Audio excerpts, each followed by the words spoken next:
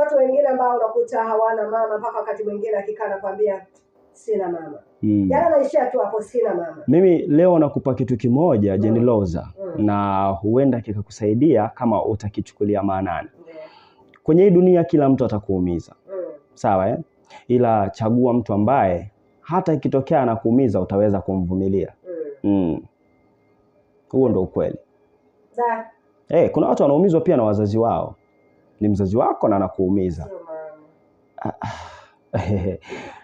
Anyway, kama unaamini hivyo ni sawa. Lakini mimi nakupa hiyo. Unajua kwa nini nasema mama? Sijawahi kusikia mtu anakuambia kwamba mama kafanya. Sijawahi kusikia. Wapo. Hivi hujawahi kusikia kesi? Mimi nimewahi kukutana na kesi moja. Binti anamlalamikia mama yake mzazi kwamba anatembea na mume wake. Hilo pepo.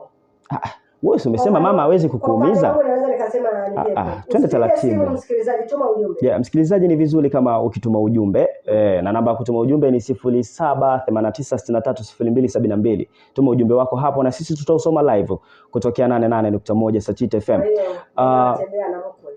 Yani wewe unasema kwamba mama hawezi kukuumiza na mimi nimekuambia kwamba kila mtu atakuumiza, lakini kwenye maisha yako chagua watu ambao ikitokea wanakuumiza basi unaweza kuvumilia maumivu yao.